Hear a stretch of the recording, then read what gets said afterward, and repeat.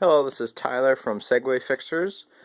Today I'm taking a video of our new Segway handlebar repair.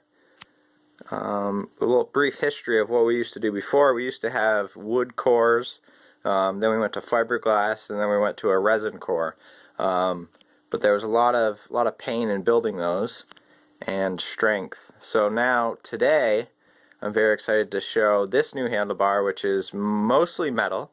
All the points that do need to be metal are metal.